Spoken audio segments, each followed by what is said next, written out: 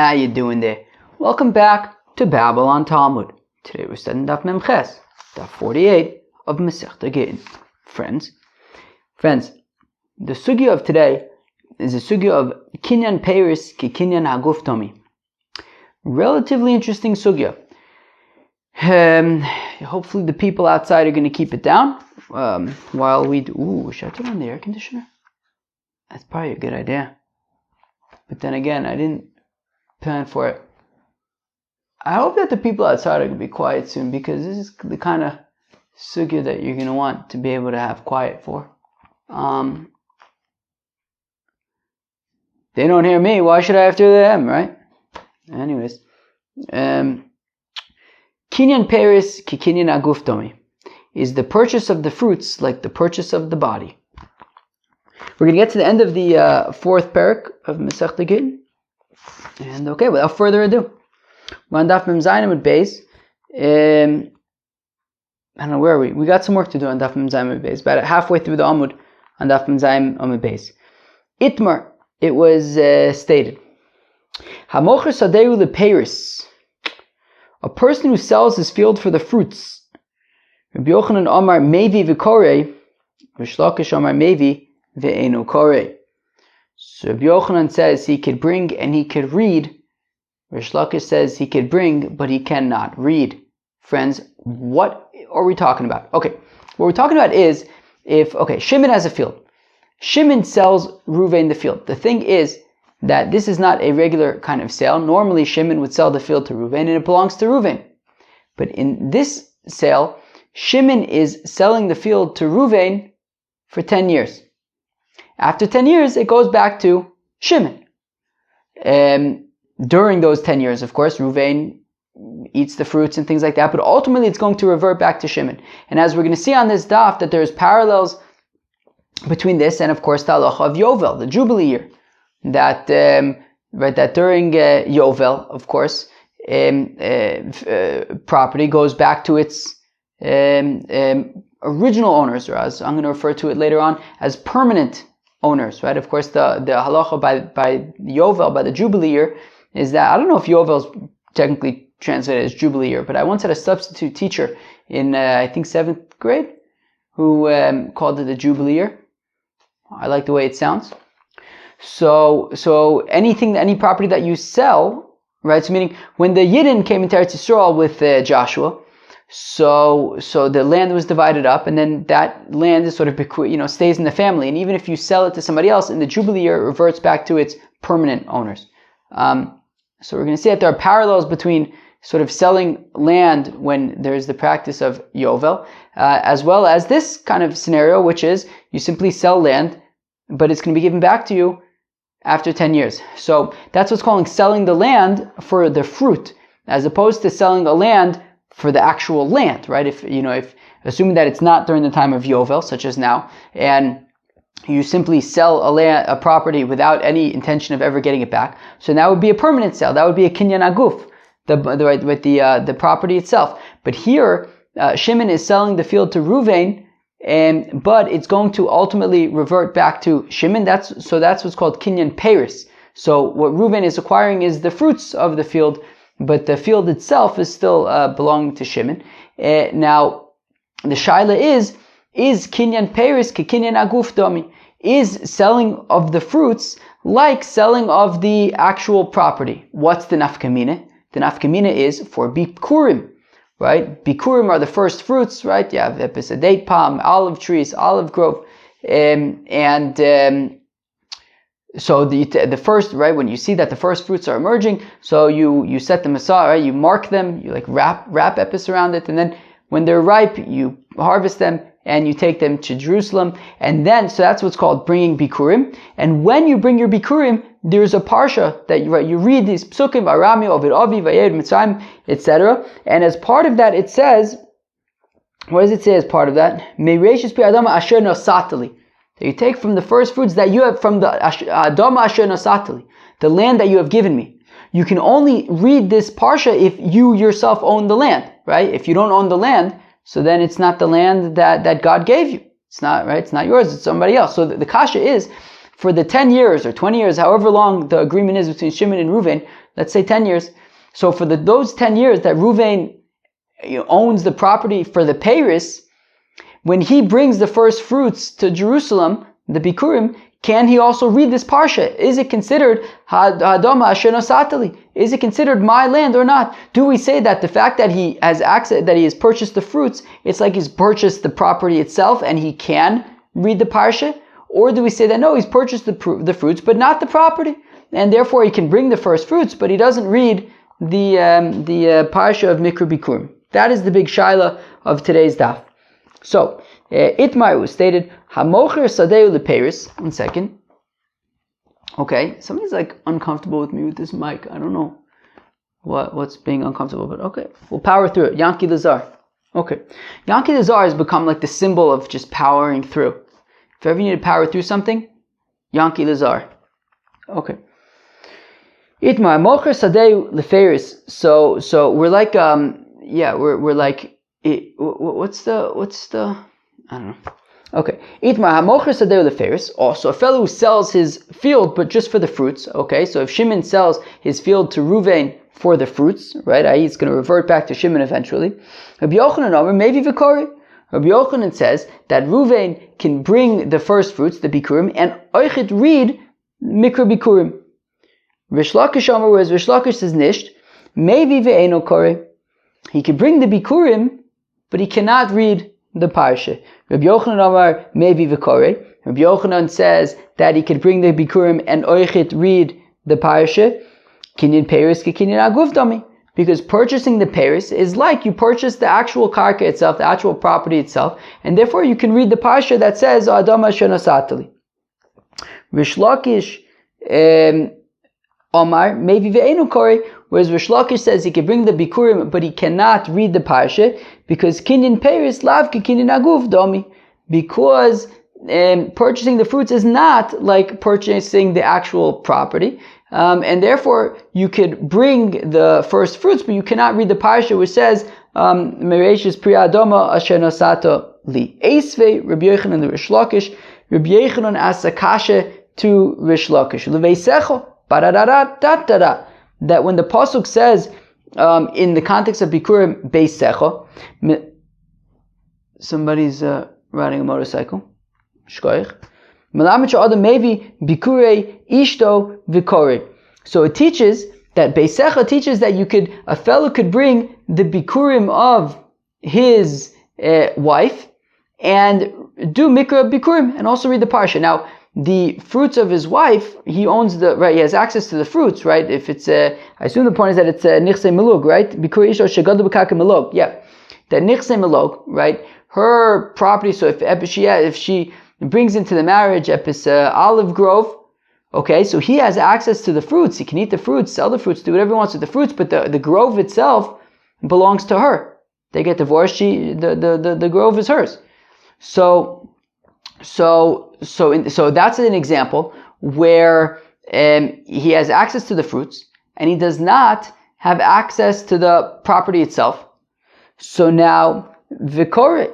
So Rabbi Yochanan brings a kasha on Rish Lakish because we're saying that a fellow could bring Bikurim from his wife's Nichse Muluk, i.e. Bikurim that he only owns the Peiris, but not the Gufa Karka. And yet, it says he can read it, he brings the Bikurim and he does Mikra Bikurim. So we see that Kinyan Peiris is Kinyan Aguf Dami. Omar Le, Rish Lakish says, seriously, Rabbi Yochanan? Seriously? That's the exception that proves the rule. That's the exception that proves the rule. From the fact that we need a pasuk to teach me that a husband could bring his wife's Peiris Milog, that proves the fact that by default, Kinyan Peiris lav ki Kinyan Aguf Domi, and therefore the pasuk, we needed a pasuk to teach, but that doesn't apply to a husband and wife. That the husband could bring, even though Kinyan Peiris lav ki Kinyan Aguf Domi, the exception is that a husband could bring his wife's Peiris Milug and read mikra bikurim, but it's the exception that proves the rule. Those who say fakert, it's Reb Shimon ben Lakish asking the kashis that he says uleveisecha, from the fact that the pasuk, that we need a pasuk for uleveisecha milamich adam maybe bikurei ishto vikore, that a fellow could bring the bikurim of his wife and oichet read mikra bikurim. But hasam udichsiv uleveisecha, but specifically a husband and wife, because it says beisecha aval be'alma lo. But in general, kinyan pairs lav kinyan aguf dami, and you would be unable to do mikra bikurim. Right? So Rish Lakish is saying that the fact that we need a pasuk proves that by default we would not say that kinyan pairs kinyan aguf dami. Omer lei. To which Rabbi Yechanan responds, I also prove it from that same pasuk, i.e., I don't agree with your analysis that it's the exception that proves the rule. I say that's dafka, right? It's like a binyanav, dafka, that's the basis for the teaching that kinyan peris ki kinyan aguf domi. It's not that the husband and wife are the exception. The husband and the wife are the basis from which we learn the concept of kinyan peris ki kinyan aguf domi, from the fact that a husband could bring his wife's peris milog and do mikra bikurim, shows that is something that's acceptable in general. From there we learn that kinyan peris ki kinyan aguf domi, and that a fellow and that you can do mikra bikurim even on property that you only own the fruits but not the land itself. Why are the people making so much noise for so long? Like, go make your noise and move on, But Yotzizan. Karyanki Lazarid. Eisvei. We have a kasha. I don't remember who's asking kashas and who. We keep, for the next bit, there's just going to be lots of kashas and nobody says who's asking the questions. We just got to figure it out, and I can't remember which one's a kasha and Rabbi Yochanan, which one's a kasha and Rish Lakish. We'll just have to figure it out. Eisvei. Hoya ba baderech. If a fellow was traveling, fellow was traveling, uvikurei ishto biyado, and with him is his wife's bikurim, and he's planning to bring it to Yerushalayim, and vishama shemeisa ishto, and he hears that his wife died.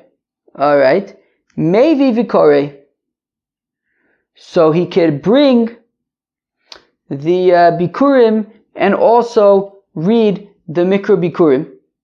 Mesa in lo mesa lo. Dafka, if she dies, then now he owns it, but if she was alive, when he only owns the pairs, then nisht. So that sounds like that would be a proof for Rish Lakish, right? That Rish Lakish says kinyan pairs lav ki kinyan aguf dami, right? And therefore Rish Lakish is asking the kasha Rabbi Yochanan, hey Rabbi Yochanan, you say that kinyan pairs ki kinyan aguf dami, which would mean that a husband with his wife's pairs, he has access to the fruits, but not to the land itself.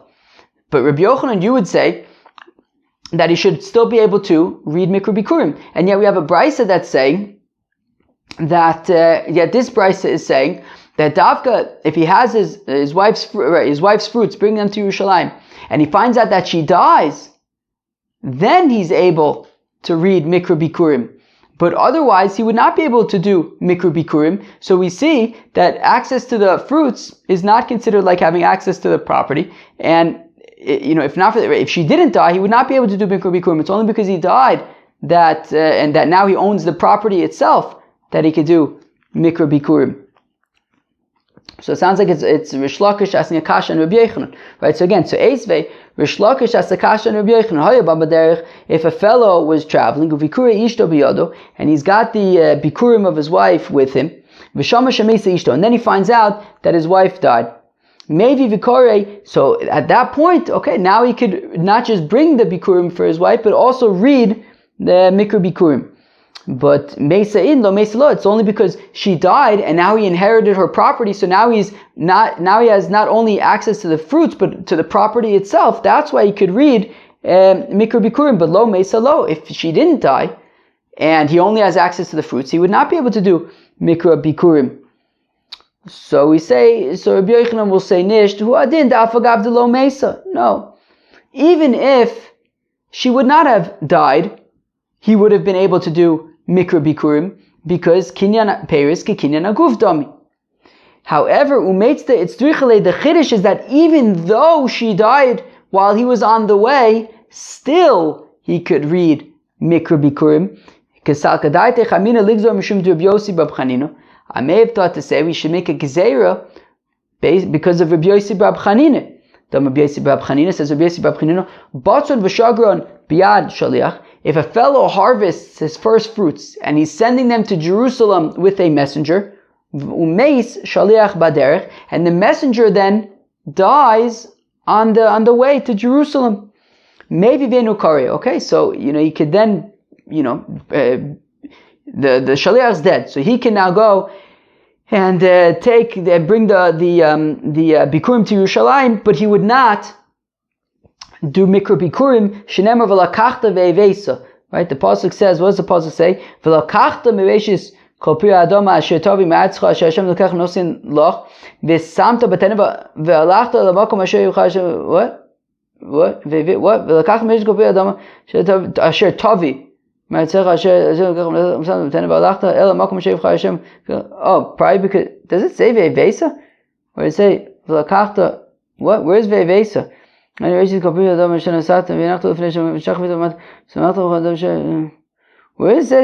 ve'evesa? Is that Tavi mi'artzecha? Whatever. It says v'lakachta ve'evesa, says the Gemara, that you need the same fellow to take it and to ultimately bring it, right? So the shaliach who's taking it from the fellow, he needs to be the same person to bring it. And if he dies on the way, and then the owner needs to then pick it up from on the way, so the shaliach, the messenger who took it, is not the person who's going to ultimately be bringing it to Jerusalem. So then you would not do mikra bikurim. So I may have had the havmina to say that if the husband is on the way to Jerusalem and he has the fruits of his wife, right? So he would be able to do mikra bikurim, but I might think that if during the way he finds out that his wife dies, so now he's not, when he left, he was bringing his wife's bikurim just right, as somebody who owned the fruits, but not the gufa karka. But then in the middle of the trip, his status changed. He now is not just somebody who has access to the fruits of the land, but it's actually somebody who owns the land. So I may have thought that just like when the shaliach takes the fruits, and then he dies in the middle, and the owner picks it up, and we say it takes for the rest. We say you do not do mikra bikurim. So I may have thought that when he, takes it as sort of somebody who's taking the peiris, right, who has access to the peiris, but then he's bringing it to Yerushalayim as somebody who owns the field. So maybe since his status changed in the middle, I may have thought that he should not do mikra bikurim. So kamash malan that even though she died on the way, still he'll do mikra bikurim. But the chiddush is really just to teach us that even though she died on the way, he still does mikra bikurim. But if she wouldn't have died on the way, then all the more so he would have done mikra bikurim, because nothing changed, right? Because Rabbi Yochanan would say, kinyan peris ke kinyan aguf dami. Since he has access to the fruits of the nichsei milog, it's like he has access to the property itself. Wow, this daf is going very slowly. We're almost 20 minutes in, and we're like just getting started. These dafs are very, very involved. I mean, we're just getting started. We're starting a new parak tomorrow. It's not easy stuff. I mean, it's not Yavamis, friends. It's not Yavamis. It's not going to give you a headache at the end of the daf. But you have to work through them methodically. All right, one step at a time. Lemaise. Okay. They also just take a really long time. Like I've been spending a lot of time, like a lot of hours a day, just like preparing the daf and reviewing the daf and recording it. Like it's noticeably the last few weeks, like I've been spending a lot more time on Babylon Talmud. Okay. Now, Rabbi Yochanan and Rish Lakish are consistent with their reasoning, right? Rabbi Yochanan who says kinyan peris ki kinyan aguf dami, and Rish Lakish who says kinyan peris lav ki kinyan aguf dami. The Itmar was stated amocher sadeyu bizman shayovel noeg. Oh, so as I had mentioned earlier, that we're going to draw a parallel between Shimon, who sells his field to Reuven for 10 years, and Shimon, who sells his field to Reuven when there is Yovel. And Memela, when the Jubilee year comes, it reverts to Shimon. So Rabbi Yochanan Omer, maybe V'koret. So at a time when there's Yovel, and Reuven purchases a field from Shimon, and of course, comes Yovel, it's going to revert to Shimon. Nonetheless, when Reuven has the field until Yovel, so Mevi Vikori, he brings Bikurim and he reads Mikra Bikurim. Rish Lakish Omar, Mevi Ve'eno Kori. Whereas Rish Lakish says that Reuven can bring the Bikurim, but he would not read Mikra Bikurim. Rabbi Yechanan Omar, Mevi Vikori. So Rabbi Yechanan says that Reuven brings the Bikurim and reads Mikra Bikurim, because Kinyan Peris, Kinyan Aguf Dami. Because since Reuven has access, right, he owns the fruits, so it's like he owns Oichit, the property itself, and therefore he could read Mikra Bikurim and say Adama Shenasatli. Rish Lakish Omar Mevi Ve'enu Kore, whereas Rish Lakish says that he could bring the Bikurim, but he cannot read Mikra Bikurim because Kinyan Peris Lavki Kinyan Aguf Dami, because even though Reuven has access to the fruits, he does not have access to, it's not considered that he has access to the actual property itself, since it's going to revert to Shimon at Yovel. Utzricha, and we need both cases. We need the case of when Shimon sells his field to Reuven for 10 years, and we need the case of Yovel, when Shimon sells his field to Reuven, and when Yovel comes, it reverts to Shimon. Utzricha, we need both cases. So again, I forget which case is which, but we'll figure it out in context. I think this is saying if we only had the case of when Shimon sells his field to Reuven for 10 years, yeah, bidyuk. Right? The Itmar Bahi, if we only had the case of when, right? What do we say? Itmar mocher sadeu leperis. Right? Shimon sells his field to Reuven leperis. It's pretty explicit that he's only selling it for the fruits, not for the guf hakarka, and eventually it's going to revert to Shimon. Right? The Itmar Be'ahi, if we only had the case of when Shimon sells Reuven the karka for the Peris, Be'ahi ka'amar Rish Lakish. Dartin Rish Lakish says that Kinyan Peris, Lavki Kinyan Aguf Domi, and you cannot read the Mikra Bikurim, because the Konachis Adaita, the Peri Konachis, because it's very clear, Shimon selling the land to Reuven, Liperis, only for the fruits, and therefore when Reuven purchases the land, he's purchasing it knowing that he's only purchasing the fruits, he's not purchasing the land itself, therefore he doesn't do Mikra Bikurim, Aval, Behach, but maybe I would say that during the time of when Yovel is Noeg, and Shimon sells his field to Reuven Stam, now of course ultimately it's going to revert to Shimon at Yovel, but it's not explicit that I'm only selling it to you for the Paris. I'm selling you the field. So therefore, Bahach Adaito the Gufe Konochis, that in Reuven's mind, when he's buying the field, he's buying the field. Okay, ultimately it's going to revert at Yovel, but it's not thought of that way. It's sort of, I'm buying the field. So I may have thought, maybe Rish Lakish would agree with Rabbi Yechanan, that in that case he would bring the Bikurim and read Mikra Bikurim. So therefore, we have to clarify that no, Rish Lakish says in both cases that he brings the Bikurim, but he does not do Mikra Bikurim.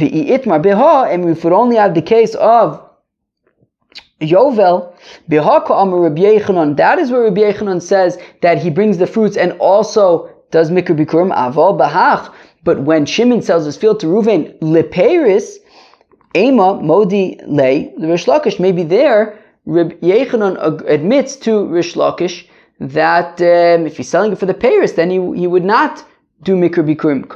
Therefore we need both cases to show us, to demonstrate that in both cases, Reb Yechanan says maybe vikore, Rish Lakish says maybe ve'eno kore. Toshma, common years. Now we're going to have a few examples that again we're going to ask kashis. Who are we asking kashis on? We're asking kashis on Reb Yochanan, Rish Lakish. I can't remember. Hakone ilon vikarko maybe vikore. So even though it's the Paris, it's a kasha of Rish Lakish. Right? So Toshma, Hakone ilon vikarko, that a fellow who purchases a fruit tree and the land, maybe vikore, he brings bikurim and also does mikra bikurim, even though it's going to be reverting at Yovel. So even though he's only buying it for the fruits, still it says maybe vikore. So it's a kasha on Rish Lakish. So Rish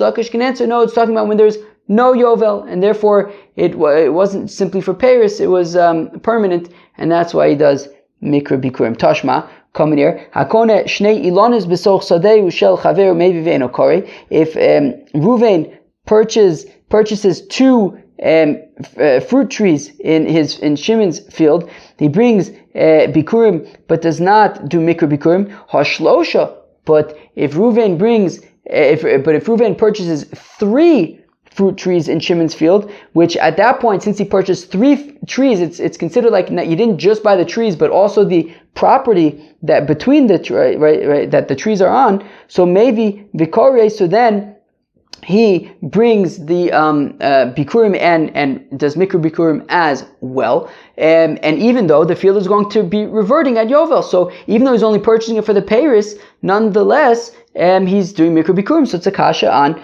Rish Lakish, Hachanami, Bisman She'ena Yovel Noeg, to which Rish Lakish would respond and say, here also we're talking about where, at a time when there's no Yovel, so the fact that he owns the fruits and the property, that is why he can bring the Bikurim and do Mikra Bikurim.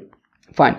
V'hash to Damar of Chizda. Now, the Gemara says, but now actually, there's a teaching of Rav Chizda, that Machlokas B'Yovel Sheni V'Yovel Rishon Divya Kol Mevi V'Korei, that the Machlokas was only by the Yovel Sheni, but by Yovel Rishon, everybody agrees that he brings and reads Mikra Bikurim.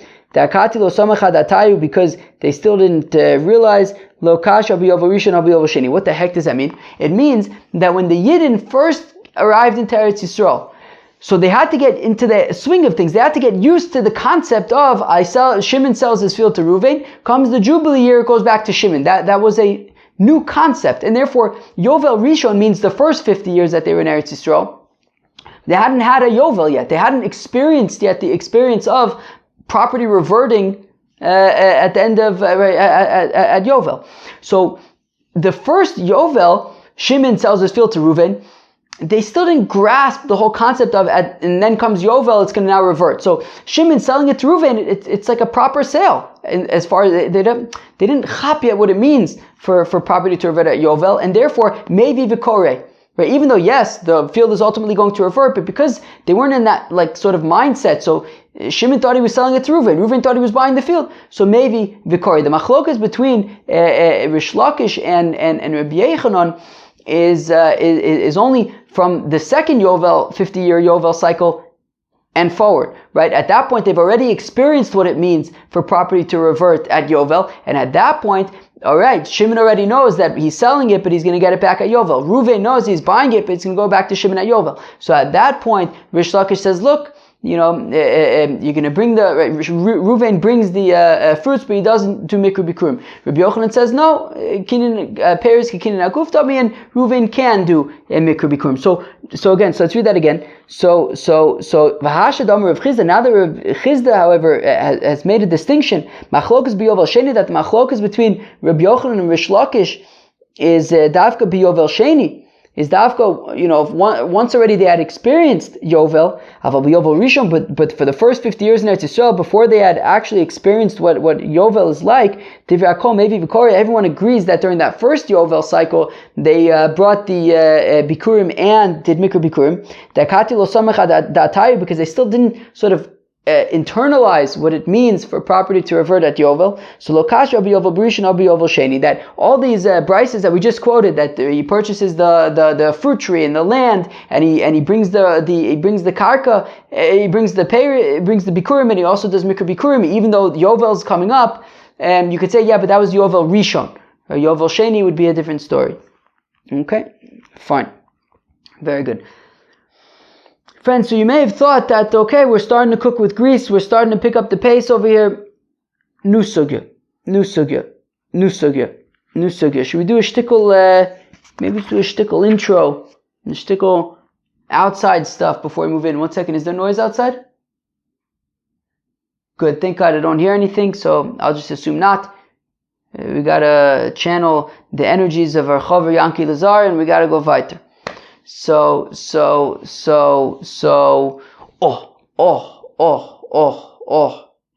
wow, this is a sugya. This is episosugya. This is episosugya. This is episosugya. This is a sugya. This is a sugya. This is a sugya. This is a sugya. What's the difference between? What's the chiluk between stay achuza and stay mikna? So I think I mentioned a few minutes ago that we're going to be drawing a distinction between permanent owners and temporary owners. Okay, so when the Yidden came into Eretz Yisrael with Joshua, so they divided up the land, and whoever, whatever portion your family got, so you are the permanent owners of that portion. Now, if you sell that property, okay, so if Shimon, who's the permanent owner of a property, sells it to Reuven, Reuven is only a temporary owner until Yovel, at which point it will revert back to Shimon. Now here's where things get exciting. What if Shimon, who's the permanent owner of the field, he's makdish his field? He's makdish it, he's saying, you're right, I'm being makdish my field to the Beis HaMikdash, he now needs to redeem it and give the money to the Beis HaMikdash, to the Bedek Habayis. What if he doesn't do that? He doesn't redeem it. He doesn't redeem it. So the Bedek Habayis, the temple treasury, they sell it to somebody else, and then that's how they get their money. That's how they get the value of the field. Now, what happens at Yovel? So what happens at Yovel is that because the temple treasury sold it, so who does it revert back to at Yovel? It reverts back to the temple treasury, and it gets divided up among the priests, among the Kohanim. Now that's if the permanent owner of the field was makdish his field and didn't redeem it. But what if Reuven, who's the Reuven buys the field from Shimon, and Reuven is the temporary owner of the field. Reuven then, as the temporary owner, is makdish the field. He makes it holy for the temple, and he doesn't redeem it. So the Bedek Habayis sells it to somebody else to get the money for it. Comes Yovel, so it's not going to be divided up among the Kohanim because Reuven who was makdish the field, was only a temporary owner. It goes back to Shimon, the permanent owner. Okay, so we've made distinctions between stei achuza, which is a field that you own permanently. That's a stei achuza. A stei mikna, like from Kinyan, is a field that has been purchased, right? The field, right? Reuven's field that he is the temporary owner of, that's a stei mikna. Okay? And by a stei achuza, if you are makdish a stei achuza, I'm not going to translate these anymore. Stei achuza is the permanent, the permanent field, and the stei mikna is the temporary field. So now, if a stei achuza is if a fellow is makdish a stei achuza and he doesn't redeem it, and the temple sells it to somebody else, comes Yovel, the field is divided among the priests, and if it's a stei mikna, so then and if a fellow is makdish a stei mikna and he doesn't redeem it, so the temple treasury sells it, comes Yovel, it reverts back to the permanent owner. So now, Lema Kitanoi, let's say that this concept of kinyan peiris ke kinyan aguf, or not, let's say it's taka machlokas tanoim. Minayin lokeach sodami oviv. So how do I know that if a fellow purchases a field from his father, so his father is the permanent owner of the field, he is a temporary owner of the field. So for his father it's a stei achuza, for him it's a stei mikna.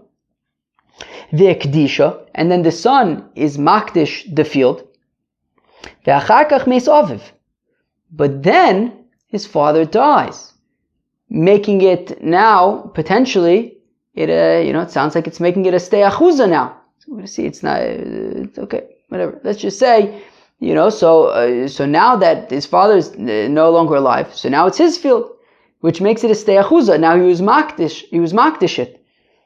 Minayin shetei lefanov k'stei achuza. So how do we know that we treat it as a stei achuza, and therefore comes Yovel? It's going to be if he didn't redeem it, it's going to be divided among the Kohanim, as opposed to a stei mikna, which would revert back. I guess, if I'm not mistaken, it would revert back to his father, but his father's dead, so I guess he would get it back, right? So we treat it.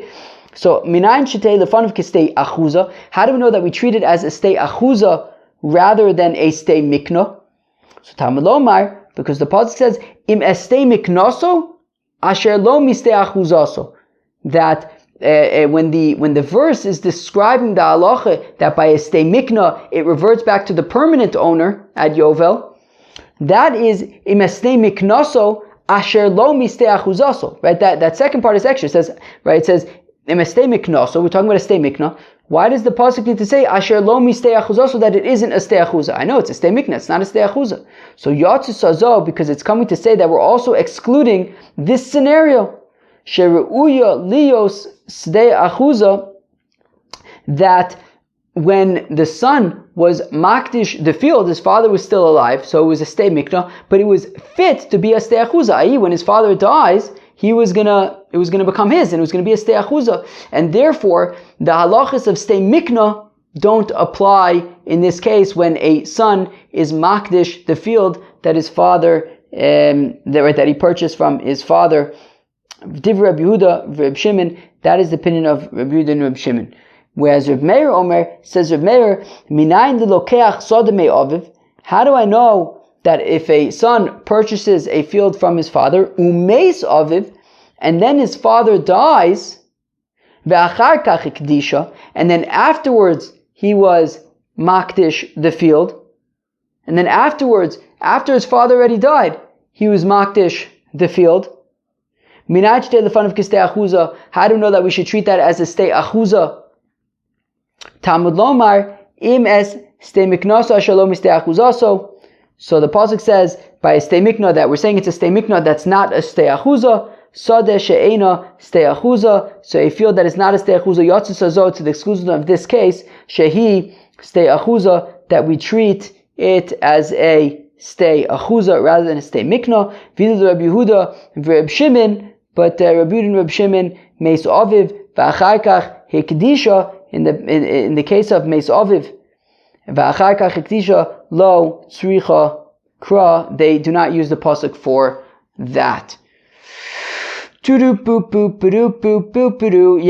I don't expect that everybody understood that, but let me explain that outside, because there was a lot there. So, basically, we have this pasuk that says "Mistei miknas asher lo mistei achuzaso." So we say, okay, if it's a stay miknas, it's obviously not a stay achuza. What are we learning out from here? So we have machlokas between Reb Shimon and Reb Yehuda on the one hand, and Reb Meir on the other hand. So Reb Meir needs this pasuk to teach me that if the son buys the field from the father, right? This is a less big chiddush. There's a lesser chiddush, but according to Reb Meir, nonetheless, and this is how it's going to ultimately, in a minute, well, however long it takes to explain it, but the next part of the Gemara is going to sort of explain this, that and this is how it's going to tie in ultimately to kinyan peres kinyan aguf dami or not. Reb Meir needs this pasuk to be teaching us that even in the case of where the son purchases a field from his father, and then his father dies, which means that now the field is fully his. So, okay, I'd imagine it's a stay achuza at this point, right? And then he's makdish the field. So we treat it like a stay achuza rather than a stay mikna. And according to Reb Meir, we need the pasuk to teach me this. I wouldn't know it otherwise. According to Reb Shimon and Reb Yehuda, they say, no, we can learn out from this pasuk a bigger chiddush, which is that if a son bought a field from his father, then was makdish it when his father was still alive, so it's a stay mikna, and then his father dies after it was already hekdish, still we do not treat it as a stay mikna, we treat it as a stay achuza. And according to Reb Yehuda and Reb Shimon, we need the pasuk to teach us that. According to Reb Meir, however, we need the pasuk to teach even the more the less extreme case, which is that when he buys a field from his father and his father dies, so now it's his field, it's a stay achuza, and then he's makdish it, we treat it as a stay achuza. But if he was, according to Reb Meir, if he was makdish it and then his father died, it would be treated as a stay mikna. So now the Gemara wants to demonstrate that the machlokas between, or at least wants to try to demonstrate, that the machlokas between Reb Meir and Reb Yehuda and Reb Shimon on the one hand and Reb Meir on the other is a machlokas about kinyan peris ke kinyan aguf dami or not. So my lab, the Reb Meir savar kinyan peris ke kinyan aguf dami. That Reb Meir holds that kinyan peris ke kinyan aguf dami. And therefore when the son buys the field from his father, so his father's still alive, right, which means that it would revert to his father at Yovel, but nonetheless, kinyan peris ke kinyan aguf dami. So that when the son purchases the land, the fruits, it's like he purchases the land itself. And therefore, in the event where the father dies, nothing really changed. Nothing really changed, right? He already purchased the land. We're saying kinyan peris ke kinyan aguf dami. So nothing really changed. So I might think that it doesn't actually become a stei achuza. And I might continue to treat it as a stei mikna. And therefore, Reb Meir needs the pasuk to teach me that no, it's not considered like a stei mikna, it's considered like a stei achuza. So again, right, the Reb Meir savar kinyan peris ke kinyan aguf dami, that purchasing the fruits is like purchasing the actual field. Uvaha b'misas aviv hu delo yaris. And therefore he's not, when his father dies, he's not technically inheriting anything. He already purchased the field, and even though it was peris, but kinyan peris ke kinyan aguf dami, so it's already like he owned the field. It's not like he inherited anything. V'hilkach meis aviv v'achar kach ikdisha tzarich kra.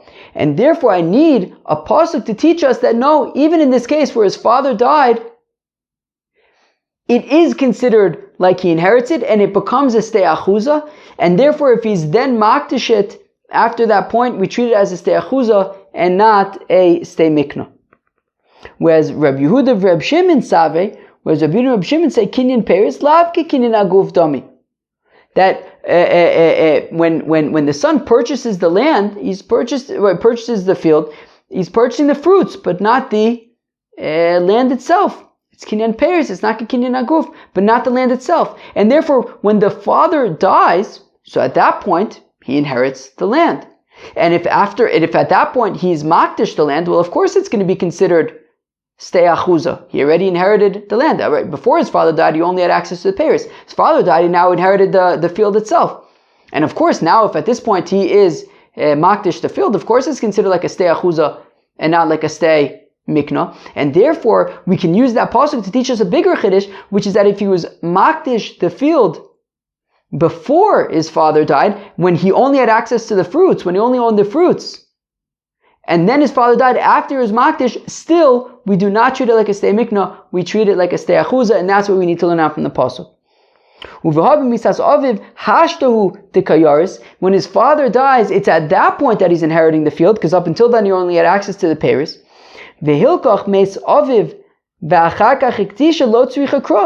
Therefore, I don't need a pasuk to teach me that if his father died, at which point he inherited the actual field itself, and then he's makdish the land, of course it's going to be a stei achuza. And what I need the pasuk to teach me is it's for when he bought the field from his father, he only had access to the fruits, he was makdish it in that state, when he only had access to the fruits, and then afterwards his father died, we would not treat it like a stei mikna, we would treat it like a stei achuza. Rav Nachman bar Yitzchak, the olamei malach ba'alma, kasav Reb Yehuda Reb Shimon, kinyan peris ke kinyan aguf dami. Says Rav Nachman bar Yitzchak, nisht, don't say that the machlokas between Reb Yehuda and Reb Shimon on the one hand, and Reb Meir on the other hand, is about kinyan peris ke kinyan aguf damya. No, everybody holds kinyan peris ke kinyan aguf damya. Everyone agrees with that. And if that's the case, kinyan peris ke kinyan aguf dami, and when the son purchases the land from the father, then it's not that just that he purchases the peris, he's also purchasing the land itself.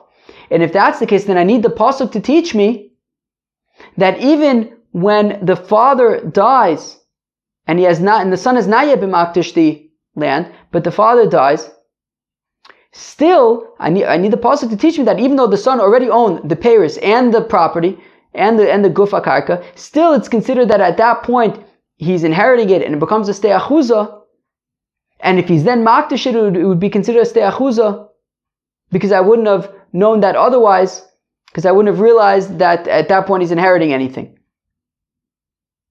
So then, but V'hacha Rabbi Yehuda and Rabbi Shimon kra ashkechu v'darish, but Rabbi Yehuda and Rabbi Shimon say, yeah, eina chinami. We need the pasuk to teach me that even when he buys it from his father, and then his father dies, and then he's makdish it, it's considered a stei achuza. I wouldn't have known that otherwise. But nonetheless, lichtov rachmana im es stei miknaso asher lo achuzaso. Might mistei achuzaso. Right, the pasuk could have said es stei miknaso, but it says mistei achuzaso. So it's coming to teach us that second piece, which is even when he purchases the field, he's makdish it, and then his father died, still we consider it a stei achuza and not a stei mikna.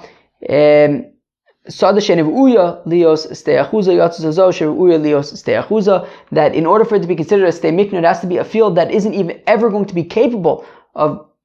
In order for it to be considered a stei mikna, it has to be a field that is never even capable of becoming a stei achuza, to the exclusion of when a son purchases a field from his father, even if he's makdish it before his father dies, but still it has the potential to be a stei achuza, i.e. when his father dies, it becomes a stei achuza, so therefore it's excluded from the halachos of stei mikna.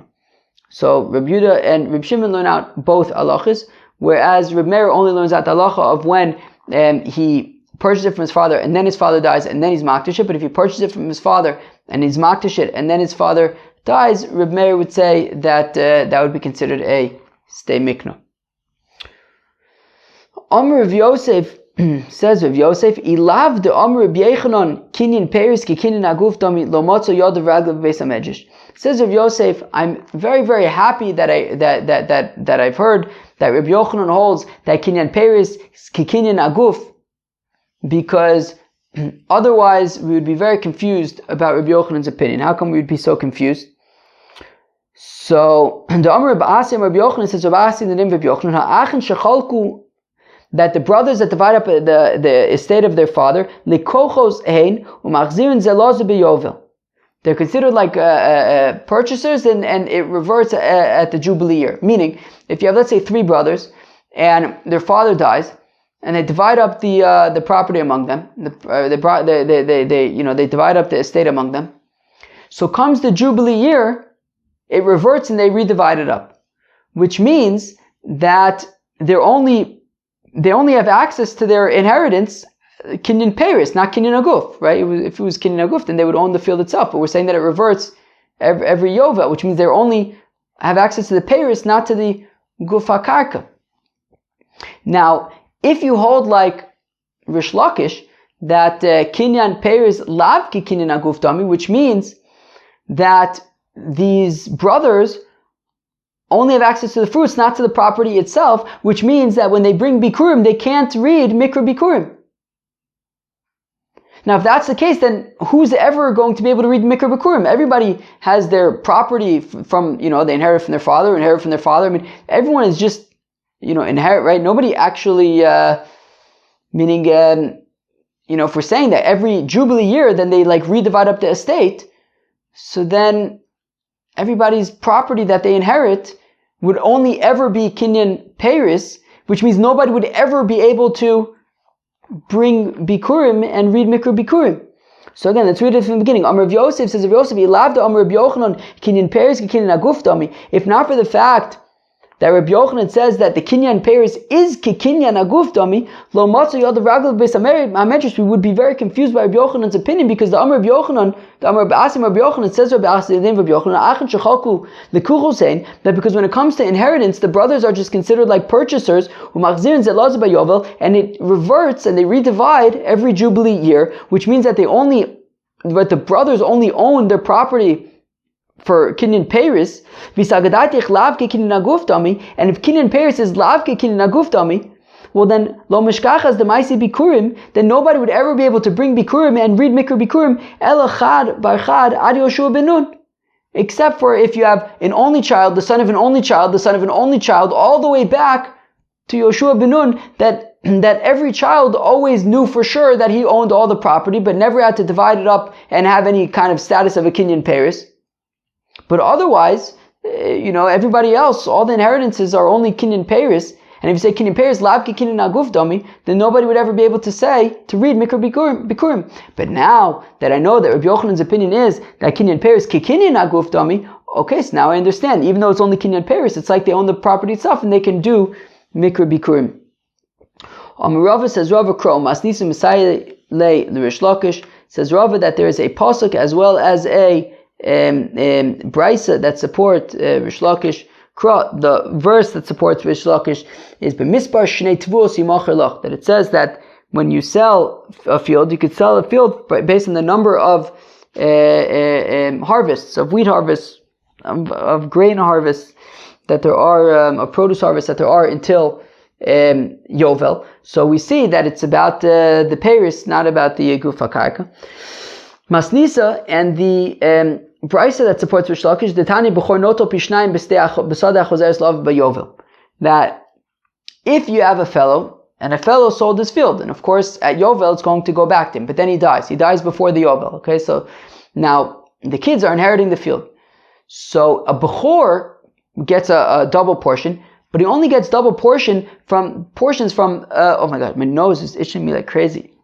The firstborn only gets a double portion from property that was in the possession of his father when he died, not property that has the potential to be in his possession later. What's an afkamina?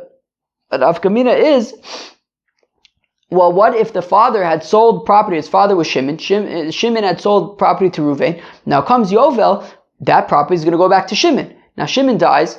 So if we consider, if Ruvain only purchased the field for Paris, well, he only purchased the field for Paris because it goes back to Shimon at Yovel. And in this case, it goes to the kids at Yovel. Now, if you say Kinyan Paris, Kinyan Aguf Dami, that means that Ruvain actually owns the actual property, which means that Shimon didn't until Yovel comes, but in the meantime, Shimon doesn't own the property, Ruvain does. Comes Yovel, at that point it's going to go to Shimon. Shimon's dead, so it'll go to his heirs, but his heirs Shimon did not own it at the time that he died. So then the Bechor would not be able to collect Pishnaim because it's something that's potential, that's going to go to them in the future. It's potentially going to be theirs, but it isn't theirs right now. But if you say Kinyan Peiris Lav Ki Kinyan Aguf Dami, that when Ruvain buys the field from Shimon, he's buying the fruits, but not the field itself. So Shimon still owns the field, which means that when Shimon dies, even though Ruvain still has it, but comes Yovel, Shimon would be able to get his the Bechor, the firstborn, would be able to get his double portion because it belonged, even though the fruits belonged to Reuven, but the property itself belonged to Shimon at the time that he died. So the Bechor can get his double portion. So again, the Tanis we learn in the Brisa, the Bechor notel pishnayim besada choseres love b'yovel, that a Bechor does get his pishnayim, his double portion in a field that returns to his father at Yovel, because since Reuven only owns the Paris, but not the Guf Akarka itself, Shimon owned that, so therefore the Bechor gets Pishnaim. Rabbi says, Abai Naktinon, we say that Bal Benichse Ishto, that a husband, regarding his wife's Nichse Malog, that she owns the property itself, but he has access to the fruits, Tzarech Harsha, that if, he has to deal with, some, legal issues regarding the field itself, so he has to ask for permission because she's the one who owns it. That's only if he doesn't have any business to do about the fruits. But if he had some business that he had to do regarding to the fruits, which he does have access over, so then once he's done with the fruits, he can deal with the property itself. But just to deal with the property, he would have to ask his wife's permission because it's her property. We'll come back to Hashalech. Wow, that was an intense daf. I'm telling you, friends, this is just the beginning. The next few days, man, there's going to be, I think, not tomorrow, I think the day after. That's going to be a biggie. That's going to be a biggie. I think there's going to be some real stuff coming up, friends. Some real stuff coming up. That was daf Memches of Masechta Gittin. We talked about this concept of Kinyan Peiris and Kinyan Aguf Dami. Right? Rabbi Yochanan says Kinyan Peiris ki Kinyan Aguf. Rish Lakish says Kinyan Peiris Lav ki Kinyan Aguf Dami. Wow, it's late already. What should I do? Should I just go to sleep now? Maybe I should do that. It's not a bad idea. And then we talked about a shtickle about stay achuza, stay mikna, hektish, yovel. Wow, interesting stuff. We finished the 4th parak of Masechta Gittin, and tomorrow we will begin the 5th parak. Friends, peace out.